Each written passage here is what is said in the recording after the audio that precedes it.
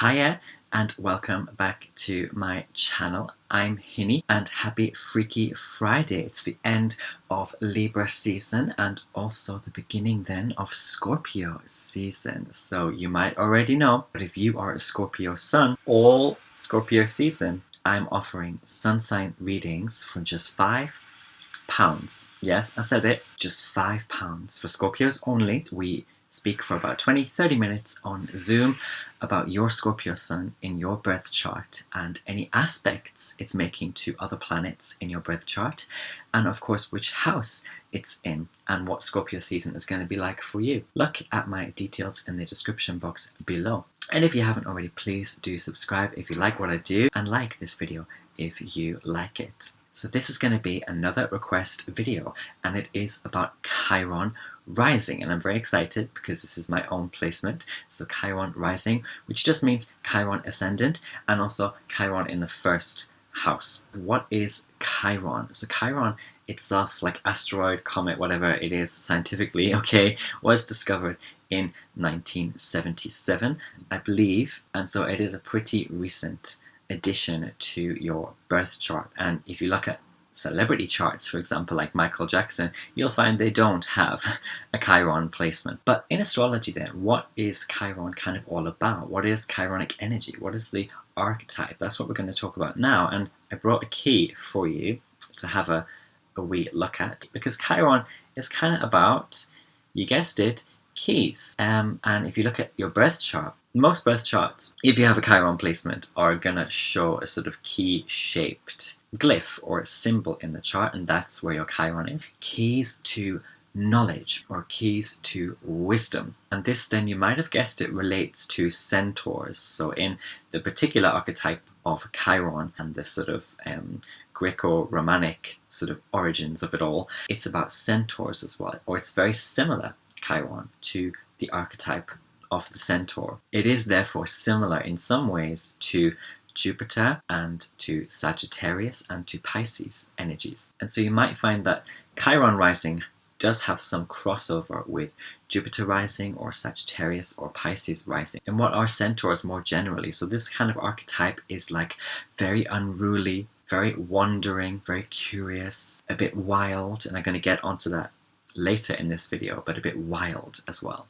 Chiron is also the healer, and this can be healing you, healing themselves, healing situations through knowledge or through actual medicine or actual tools, or again keys to solving things, keys to healing certain wounds or hurts or pains. Therefore, Chiron is sometimes associated with Virgo and Cancer and Sagittarius as being a potential secondary ruler of those signs. I personally think it's a bit more to the Sagittarius side of things, but you can see, of course, why it might be associated with Cancer or with Virgo. And I think that's also another energy to the archetype of Chiron. This, we don't quite know where to put Chiron or how to categorize Chiron. So maybe we are just supposed to treat what Chiron gives us as something that is momentary, or something that is serendipitous, or something that is coming, visiting us, gifting us something that is coming to help us unlock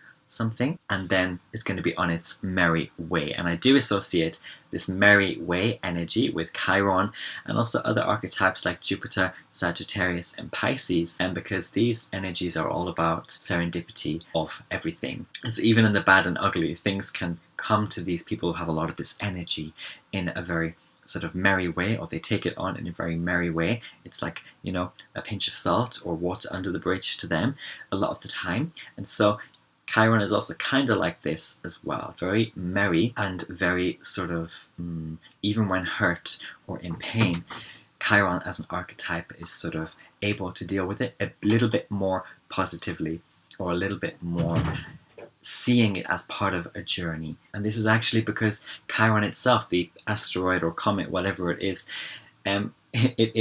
from actually a group of, I don't know how many it is, hundreds, maybe thousands of other centaurs in this sort of belt. I think it's a belt or a group of bodies, and Chiron is one of them that just has been flung very close to us, visiting us with some wild message maybe, or some wild gifts maybe. You might have heard that Chiron is also called the wounded healer. And yes, Chiron is about wounds, and Chiron is about suppression of pain, and suppression, like your own pain, suppression of pain and suppression of hurt, and sort of making secondary your own wounds. So just very briefly then, what is the rising sign, or what do we mean when we say Chiron rising? So just in case you didn't know, this refers to your first house, or what kicks off your first house. That's the rising. And the rising house, or the first house, then does include how you come across. So people who have Chiron in the first house are going to come across to some degree as chironic. It's also your first impression. So your first impression could be a little bit more chironic. Rising sign tells us what or who you are personally into. It tells us your personal worldview, your physical body, the physicality, and also your physical health. And the rising sign can even play a part in your attire to some extent. How you dress, your makeup, your accessories, all of that. The colors that you choose to wear or present in. And the rising sign, or the first house, is also about how you are as, like, spiritually, your individual spirit. And of course, it's the starting point of your birth chart. So that's why we need to know the birth time, so we can see exactly where your chart starts from the rising or the ascendant, and it kicks off the first house, and therefore we know how all the other houses in your chart are construed. And if you would like a reading with me, you can book. You can inquire at queerhinny@gmail.com, or you can look below, follow my social medias. You can go to hinnyhigh.com to check out my services and have a look at the testimonials to see how other people have found readings with me. And yeah, we can delve into your first house more, or your rising more, or your Chiron placement individually. And if you don't have a natal Chiron placement, that's okay. Chiron is somewhere now. It's in Aries actually, and it's retrograding in Aries. So it is important to know what that transit means for you in your birth chart. So Chiron is actually in your chart, even if it's not in your birth chart. So let's talk now then about Chiron rising people. So if you have Chiron rising, you probably have some form of physical wound. Like, you've always had some form of physical wound. It could be like a scar. I actually did a video on Pluto through the houses yesterday, and Pluto in the first house, for example, can also give scars, or like pocks on the skin, like almost permanently. And Chiron can sometimes give scars as well, but maybe they're not so Plutonian. Maybe there's more of a sense of something broken in the person physically, or there's something that looks wounded or hurt. I look at my nose, for example. You can see, again, I'm Chiron rising, but my nose kind of looks a bit like off. Chiron rising people can often be, when they're younger, bullied because of these certain wounded or broken looking features. My teeth as well are not like super ideal, perfect aesthetic for some people, and so that can also be something that comes across for you. This is just how the Chiron energy plays out for me in my first house, but it could be something else for you. Something even that other people might feel like they have the right or position to comment on to you. Because Chiron is actually about being okay with certain personal wounds. And maybe this is why Chiron is associated with Virgo by some people, because one of the lessons for Virgo energy is to accept that perfection is not possible. It's not actually possible, and to be okay with that. Libra is okay with that. Libra's like, let's just get on and initiate and move and relate and socialize. But Virgo has more of an issue with perfection and worries much more about it. There's more neurosis there, and there's more, no, I need to continue fixing or commenting or critiquing. And maybe Chiron is associated with Virgo then to introduce this other layer of, it's okay. Be okay with your flaws, your imperfections. Yes, there are some things that can be fixed, but don't obsess and don't worry, and embrace actually these imperfections. Chiron rising people might also look a bit frank in the face. Like, you can see I get these wrinkles. This is very normal, natural, genetic for me. It's also a Jupiter rising thing, or a Sagittarius, Pisces rising thing as well. There's a certain frankness about you, or a certain surprise look about you, astonishment sometimes, or curiosity in your face a lot of the time, because it's first house, it's ascendant. So that can really come through. If you look at images, depictions, movies, films, whatever, of the centaurs, they're always like very curious, very engaged, surprised, There could be like an element of wildness as well in them, that wants to discover or wants to take or wants to interact or wants to be merry and have fun, or just traverse as well. All that kind of energy can come through in their face, in their facial expressions with Chiron rising. And because it's Chiron, it could be more like they're more into your emotional state, or they're more into your wounds, or they're more into like something that you want to unlock or heal, or they're more into helping. Like when there's a situation where they can help you, they might look surprised or concerned or frank as well. Chiron rising people can also have a very healing or calm sort of vibe about them. Chiron rising people, they see, because this is the first house in the worldview, they see the hurt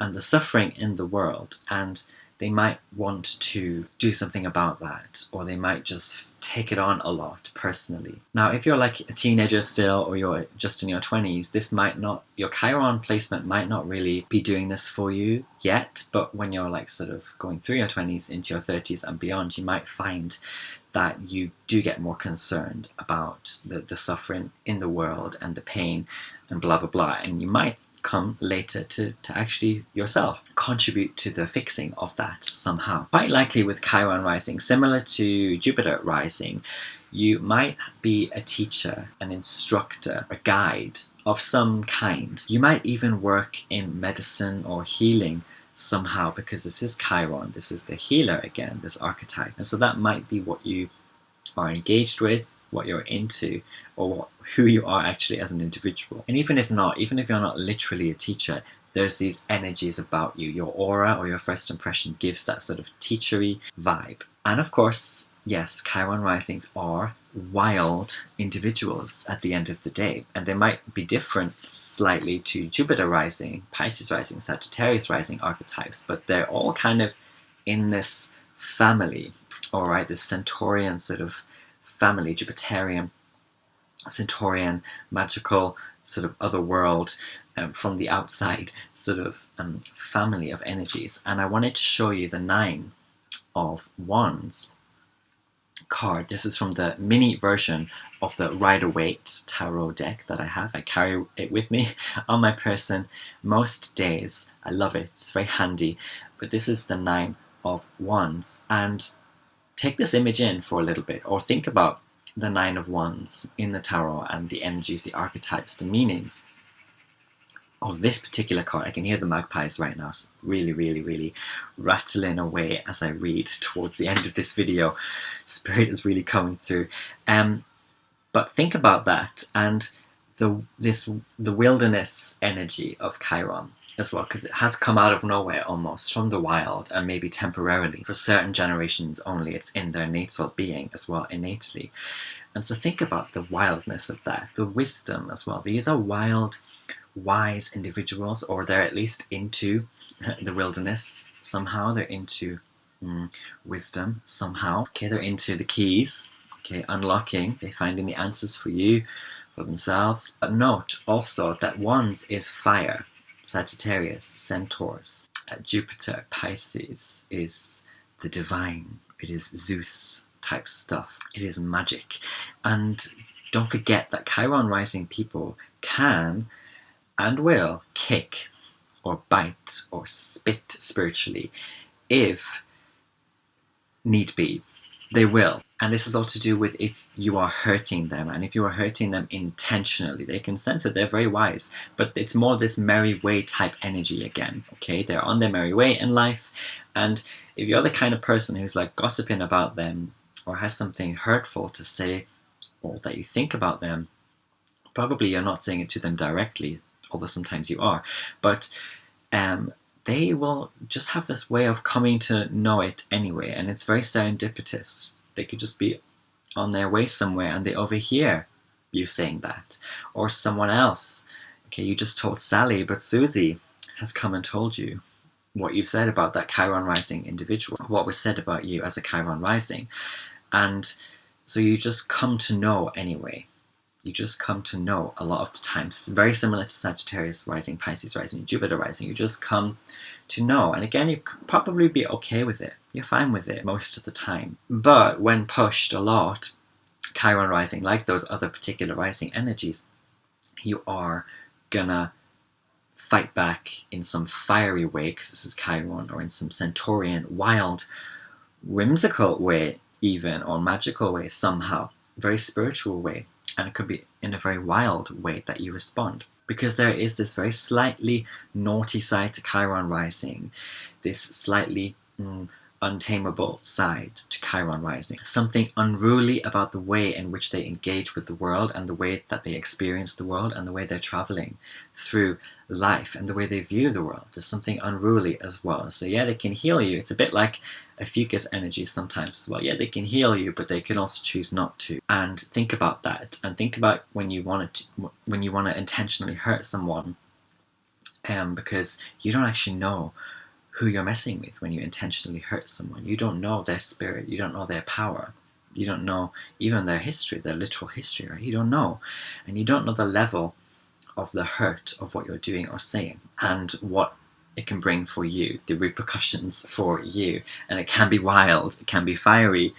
Don't forget that Chiron might have come here on its own, but it's almost like, I love in this image, it's almost like Chiron is stepping forward out of the group of all those asteroids, comets, whatever, that it was a part of, but now it's jumped out, it's jumped forward, and it's kind of looking at everything in this more mundane world, or in our solar system. It's sort of looking and more engaged with everything closer to all of us.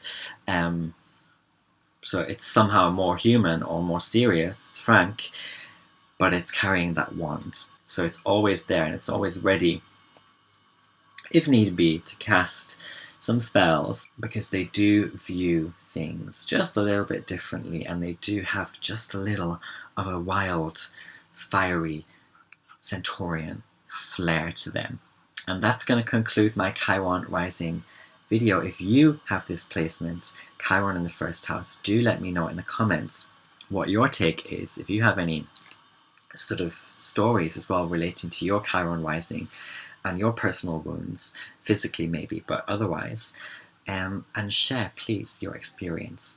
My name is Hinny. I hope you have a great Freaky Friday and the rest of the weekend, and happy beginning to your Scorpio season. I'll see you in the next video. And again, subscribe if you haven't, please. Take care, all the best.